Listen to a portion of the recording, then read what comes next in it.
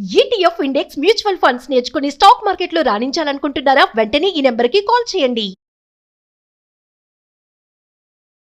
నమస్తే. నమస్తే అమ్మా. అమ్మా, మన చెప్పులు గుమ్మానికి ఎదురుగుండా వదలొద్దు అని చెప్తారు. దీనికి ప్రత్యేకించి ఏదైనా దిక్కు ఉందా? గుమ్మానికి ఇటువైపు వదలాలి, అటువైపు వదలాలి అని అట్లా ఏమన్నా ఉందమ్మా? గుమ్మానికి ఎదురుగా వదలకూడదమ్మా, అది ప్రధానం. ఎందుకు అంటే గుమ్మాన్ని మనం మహాలక్ష్మిగా భావిస్తాం. అవును. అంటే మన సంప్రదాయంలో ప్రతిదాన్ని భగవత్ స్వరూపంగా భావించే పద్ధతి ఉంది. ఆఖరికి చెత్తని కూడా మనం చెత్త మహాలక్ష్మిగానే భావిస్తాం. అలాంటిది గుమ్మాన్ని ఎందుకు లక్ష్మీదేవిని భావించాలి? విష్ణుమూర్తి అనుకోవచ్చు కదా, శివుడు అనుకోవచ్చు కదా, లక్ష్మిగా ఎందుకు అనుకుంటాం అంటే లక్ష్మీదేవి అంటే పసుపు కుంకాలు పెడతాం, అమ్మవారు అనుకుంటాం కాబట్టి దాన్ని లక్ష్మీదేవి అంటే తప్పనిసరి మనం దానికి పసుపు రాస్తాం. పసుపు రాయడం వల్ల ఏం జరుగుతుంది? లోపలికి అనేక రకాలైన క్రిమికీటకాలు రావు. చాలా ఆరోగ్య సూత్రాన్ని అనుసరించే చేసేటటువంటిది. ఆ విధంగా లక్ష్మీదేవిలాగా భావించేటటువంటి గుమ్మా దగ్గర ఎదురుగా చెప్పులు వదిలేమంటే ఏమిటది అర్థం? ఇప్పుడు నువ్వంటే నాకు గౌరవం ఉంది, మంచిదానివని వచ్చి నువ్వు అక్కడ కూర్చుంటే నీ ముందు నీ చెప్పులు వదిలి అక్కడికి పక్కనకి వెళ్ళి కూర్చున్నాను ఎట్లా ఉంటుంది? అమర్యాద కదమ్మా. అంతే, బాధ అనిపిస్తుంది. మరి లక్ష్మీదేవిని అమర్యాదగా చూడొచ్చా మనం? చూడండి. అది గుమ్మం మీద కూర్చోకూడదు, గుమ్మాన్ని తన్నకూడదు. అంటే ఇప్పుడు గుమ్మాలే లేకుండా మనం ఫ్లాట్స్ కట్టుకుంటున్నాం అనుకోండి, కానీ గుమ్మం ఉంటే మాత్రం దాటి రావాలే తప్ప కాలు ఎత్తివేసి దాని మీద కాలు పెట్టి రాకూడదు. ఇట్లాంటివన్నీ చెప్పి అంత గౌరవంగా చూసేటటువంటి గుమ్మానికి ఎదురుగా చెప్పులు వదిలేస్తే ఎంత అమర్యాద!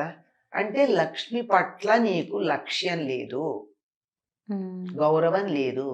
గౌరవం లేని చోట లక్ష్మి ఉంటుందా? ఎందుకు ఉండాలి అసలు? ఉంటుందా లేదా తర్వాత ఎందుకు ఉండాలి? నన్ను గౌరవించిన చోట నేను ఎందుకు ఉంటానమ్మా? లక్ష్మిని గౌరవించిన చోట లక్ష్మీదేవి ఉండదు. అంత తేలిగ్గా అర్థమయ్యే విషయం అన్నమాట.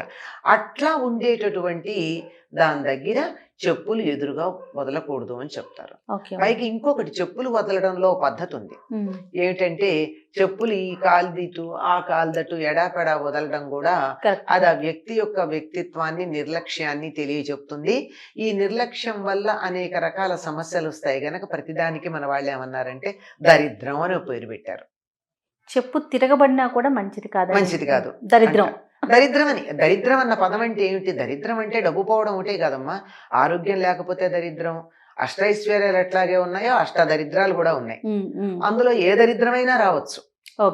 అందువల్ల మనకి ఎటువంటి దరిద్రము రాకుండా మనమంతా క్షేమంగా ఉండాలి అంటే ఆ రకంగా చెప్పులని విషయం కూడా జాగ్రత్తగా ఉండాలి.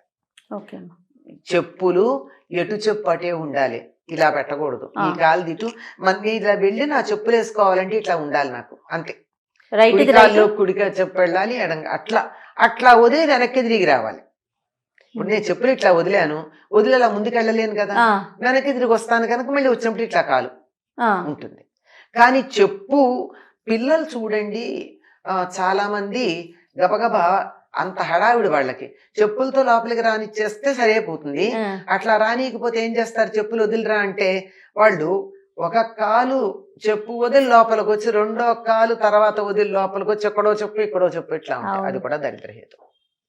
అంటే నీకు అంత తీరిక లేదా నీ ఆరోగ్యం పట్ల, ఇంటి శుభ్రం పట్ల? శుచి ఉన్న చోట కదా లక్ష్మీదేవి ఉంటానంది కనుక అశౌచం లేకుండా చేసుకుంటూ నువ్వు చెప్పులు ఇట్లా పడేస్తే పోతుంది. అప్పుడు మరి ఏం చెయ్యాలి అంటే చెప్పులు ఒకదాని పక్కన ఒకటి పెట్టి గుమ్మానికి ఒక పక్కగా ఆపాలి. ఎటు పక్క పెట్టాలమ్మా? ఇటు పక్క పెట్టినా పర్వాలేదమ్మా, కానీ సాధారణంగా ఇప్పుడు కుడి ఎడమ అన్నారు అనుకో, లోపల నుంచి వస్తే ఒకటి కుడి అవుతుంది, బయట నుంచి వస్తే ఒకటి కుడి అవుతుంది.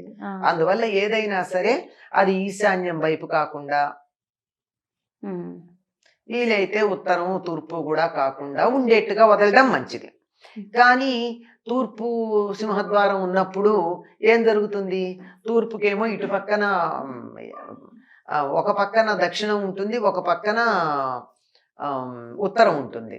అప్పుడు ఉత్తరం వైపు కాకుండా తూర్పు ద్వారం ఉన్నప్పుడు ఉత్తరం వైపు కాకుండా ద్వారానికి దక్షిణం వైపుగా వదిలిపెట్టాలి. ఇప్పుడు అది కుడి ఎడమ అనే దానికని ఇప్పుడు ద్వారం ఇది ఉంది, ఇటు దక్షిణం అంటే మన కుడి చేతి వైపు ఏదైతే ఉంటుందో అది దక్షిణం అవుతుంది, ఇటు పక్క ఉత్తరం అవుతుంది.